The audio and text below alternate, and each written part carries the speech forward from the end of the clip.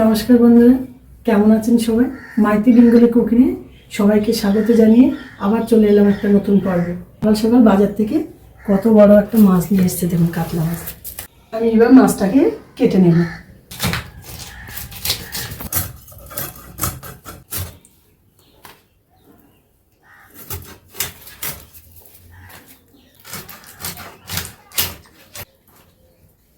আজকে রেসিপি একটা বানাবো কাতলা মাছের কালিয়া। দেখতে থাকুন, সঙ্গে থাকুন, কেমন করে বানাই। আশা করছি সবারই ভালো লাগবে। বন্ধুরা, আমি এখানে কাতলা মাছ নিয়েছি। কাতলা মাছের বিভিন্ন অংশ আছে, দেখতে পাচ্ছেন। আমি এখানে 5 পিস কাতলা মাছ নিয়েছি। কাতলা কালিয়া করার জন্য কিছু উপকরণ লাগবে। আমি এখানে রসুন, কাঁচা লঙ্কা, আদা, টমেটো, পেঁয়াজ। মাছটাকে এবার আমি ম্যারিনেট করে নেব। এখানে মাছের দিয়ে দেবো আমি সামান্য লবণ, সামান্য হলুদ, আর এরপরে দিয়ে দেবো সামান্য তেল। আপনার এখানে সাদা তেলও ব্যবহার করতে পারেন। আমি এখানে সর্ষে তেল দিয়ে দিচ্ছি।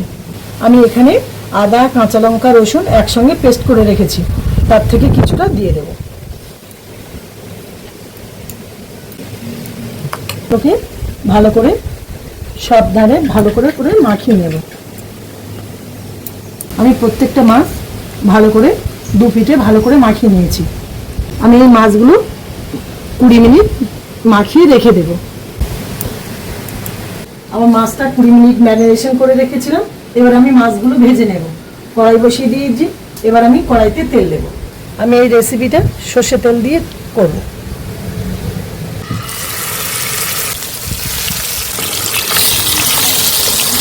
আমি সব মাছগুলো একসঙ্গে দিয়ে দিলাম। মাছের এক পিঠ লাল লাল করে ভেজে নিয়ে আমি উল্টে দিয়েছি। বন্ধুরা, আমার মাছগুলো লাল লাল করে ভাজা হয়ে গেছে। এই মাছগুলোকে আমি বেশি লাল করে ভাজবো না, এইভাবে আমি তুলে নেব। আমি মাছ ভাজা তেলের উপরে গোটা মশলা দিয়ে দেব।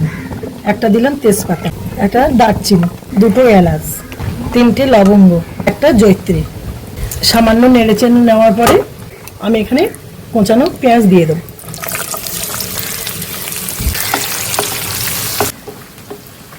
আমার পেঁয়াজটা লাল লাল করে ভাজা হয়ে গেছে। এর মধ্যে দিয়ে দেবো সামান্য চিনি। চিনিটাকে একটু ক্যারামেল করে নেব আর লাল লাল করে ভেজে নিলাম, কারণ পেঁয়াজটা একটু রান্নার শেষে যখন একটু মুখে পড়বে তখন খেতে বেশ ভালোই লাগে। কোঁচানো পেঁয়াজটাকে আমি ভেজে নিয়েছিলাম। এবার দেবো পেঁয়াজ বাটা। বন্ধুরা, আমি এখানে পেঁয়াজ 2 রকমের ব্যবহার করেছি। একটা বেটে নিয়েছি আর একটা কোঁচানো, কারণ খাওয়ার সময় পেঁয়াজ কোঁচানোটা একটু দাঁতে পড়লে খেতে বেশ ভালো লাগে। আর পেঁয়াজ বাটাটা দিয়েছি গ্রেভিটা সুন্দর হওয়ার জন্য। পেঁয়াজ বাটা দিয়ে 2-3 মিনিট নাড়ার পরে আমার এখানে পেঁয়াজ থেকে তেলটা ছেড়ে দিয়েছে, আশা করি আপনারা দেখতে পাচ্ছেন। এবার আমি এখানে দিয়ে দেবো আদা, রসুন আর কাঁচা লঙ্কার পেস্টটা। 3টে একসঙ্গে আমি বেটে রেখেছিলাম, সেইটা দিয়ে দিলাম। আবারও ভালো করে নেড়ে চেড়ে নেব। আমার মশলাটা ভালো করে কষানো হয়ে গেছে, তেলও ছেড়ে দিয়েছে। রঙের জন্য কাশ্মীরি লঙ্কা গুঁড়ো, আর স্বাদ অনুযায়ী যে যেমন ঝাল খান তার জন্য লাল লঙ্কার গুঁড়ো, হলুদ গুঁড়ো, জিরে গুঁড়ো, স্বাদ মতন লবণ। আমার সমস্ত মশলাগুলো ভালো করে মেশানো হয়ে গেছে। আমি এর উপরে দিয়ে দেবো টমেটো বাটা। টমেটো বাটাটা দিয়ে 2-3 মিনিট নেড়ে নেব। আমার মশলাগুলো কষানো হয়ে গেছে। আমি এবার এখানে টক দই দিয়ে দেবো। টক দইটা দিয়ে আমি অনবরত নাড়ব। এই সময় টক দইটা দেওয়ার সময় গ্যাসের ফ্লেমটা সবসময় কমিয়ে রাখতে হবে, না তো কেটে যাওয়ার ভয় থাকে। আর দই দিয়ে সবসময় এরকম করে নাড়তে হবে। আমার সমস্ত মশলাগুলো কষানো হয়ে গেছে। দেখুন, মশলা থেকে তেলও ছাড়তে শুরু করেছে। আমি এই সময় জল দিয়ে দেব।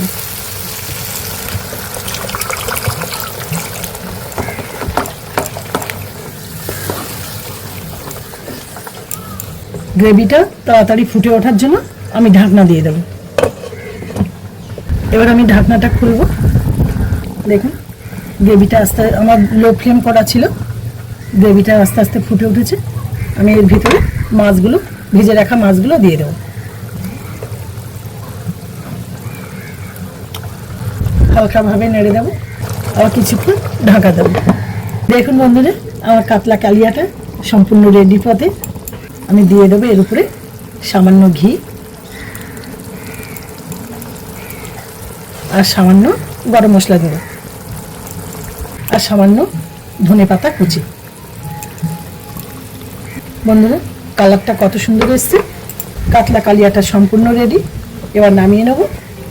বন্ধুরা দেখুন কত সুন্দর দেখতে কালারটা হয়েছে, দেখতেও বেশ লোভনীয় লাগছে।